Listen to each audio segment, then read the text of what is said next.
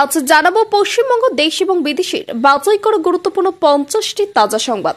আপনি যদি চ্যানেলে নতুন হয়ে থাকেন তাহলে অবশ্যই চ্যানেলটি সাবস্ক্রাইব করুন, কারণ প্রতিদিনের সেরা খবর আপনার হাতের মুঠোয় পৌঁছে দিতে আমরা আছি সদা প্রস্তুত।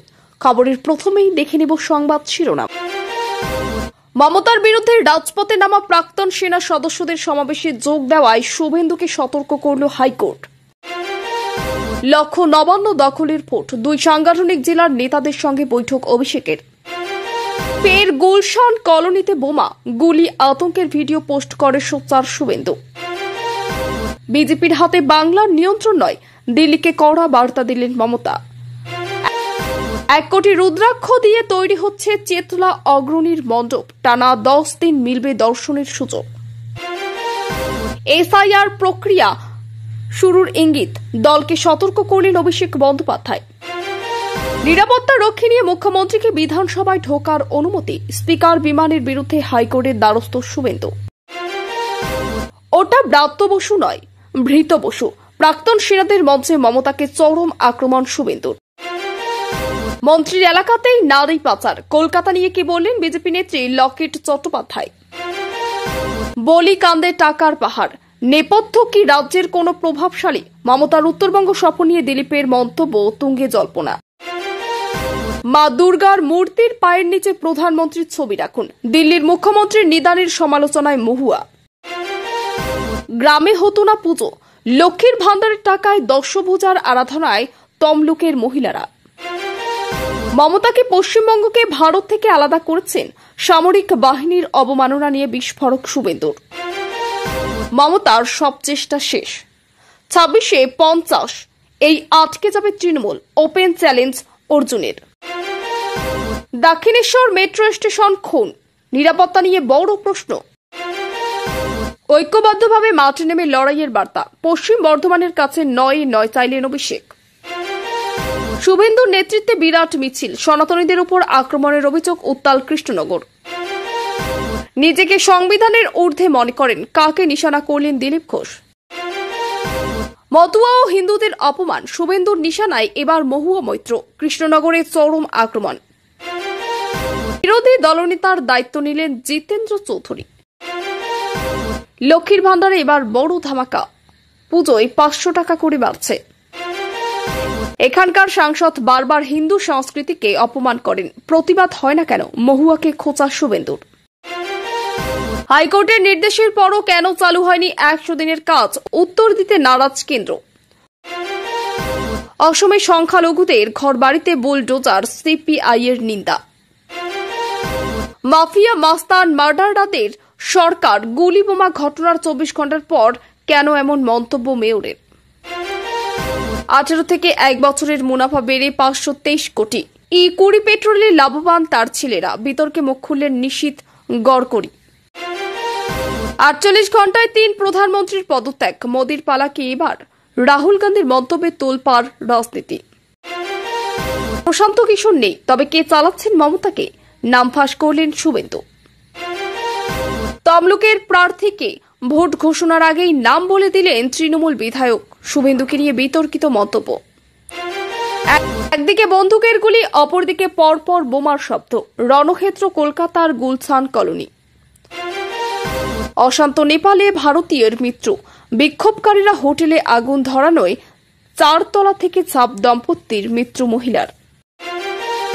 সব দুর্নীতি এসএসসি করেছে, তিনি সম্মানীয় জনপ্রতিনিধি, প্রমাণ দিলেন পার্থ চট্টোপাধ্যায়।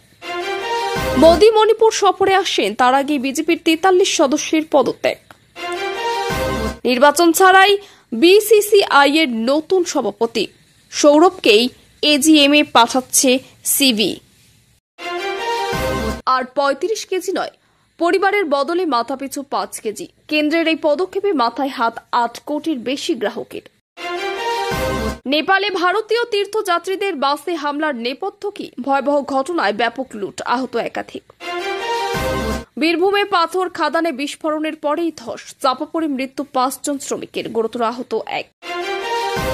ভোট চুরি হলে নেপালের মতো ভারতেও বিদ্রোহ, কমিশনকে সরাসরি হুঁশিয়ারি দিলেন অখিলেশ যাদব। নেপাল থেকে বাংলায় ঢোকার চেষ্টা, 4 অনুপ্রবেশকারীর পানিট্যাঙ্কিতে আরও কড়া নজরদারি এসএসবির। জানেন 35% রেগে যাবে, তাই ক্ষমা চাননি। মতুয়া বিতর্কে মহুয়াকে খোঁচা শুভেন্দুর। দিল্লি নয়, বাংলা চালাবে বাংলায়, জলপাইগুড়ি থেকে কেন্দ্রকে কড়া বার্তা মুখ্যমন্ত্রীর। ব্রাত্যর জীবনের স্বপ্ন ছিল লাল বাতির গাড়িতে বসে মদ খাবে, বিতর্কিত মন্তব্য কেন্দ্রীয় মন্ত্রীর। দীর্ঘ প্রতীক্ষার অবসান, অবশেষে খুশির খবর, বাংলায় কবে থেকে বিদায় নেবে বৃষ্টি। মিনি এসআইআর শুরু হল রাজ্যে, 12 থেকে 20 সেপ্টেম্বর পর্যন্ত বড় দায়িত্বে বিএলওরা।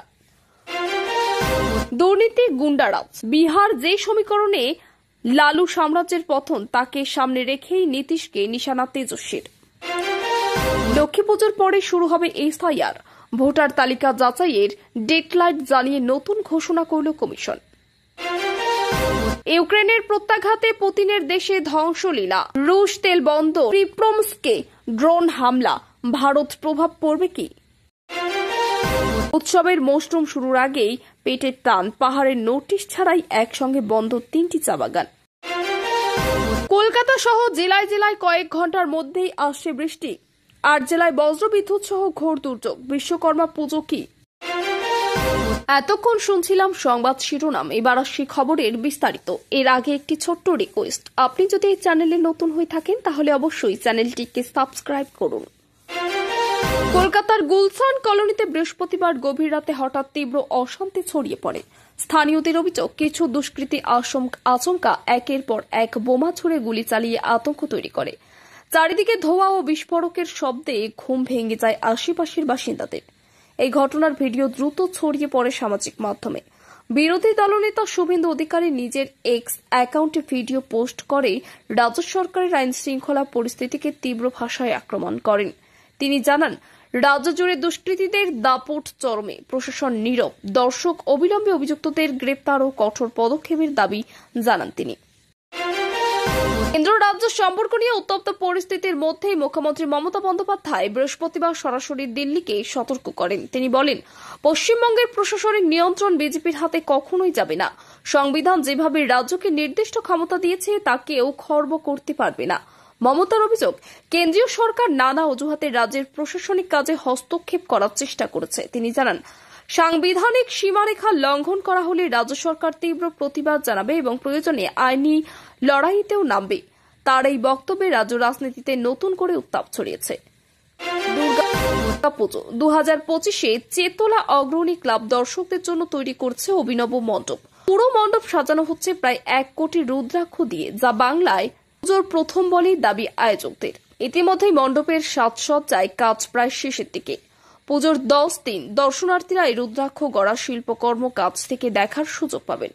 আয়োজকরা জানিয়েছেন, এত বিপুল রুদ্রাক্ষের ব্যবহারের পিছনে রয়েছে প্রকৃতির সঙ্গে মানুষের আধ্যাত্মিক সম্পর্ক তুলে ধরার চেষ্টা। পুজো শুরুর আগেই মণ্ডপ দেখতে ভিড় জমতে শুরু করেছে স্থানীয় বাসিন্দা ও বাইরের মানুষদের। রাজ্যে চলা বহু আয়োজিত বালি পাচার কাণ্ডে ফের চাঞ্চল্য তৈরি হয়েছে। তদন্তে বিপুল পরিমাণ টাকার লেনদেনের ইঙ্গিত মেলায় নেপথ্যে কারা রয়েছে তা নিয়ে প্রশ্ন উঠেছে।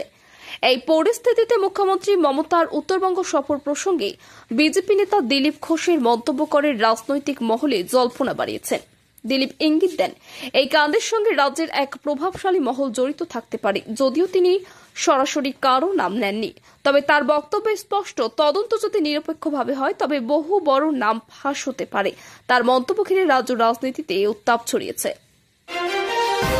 দিল্লির মুখ্যমন্ত্রীর পক্ষ থেকে নাকি নির্দেশ দেওয়া হয়েছিল যে দুর্গা মূর্তির পায়ের নিচে প্রধানমন্ত্রী নরেন্দ্র মোদীর ছবি রাখা হোক।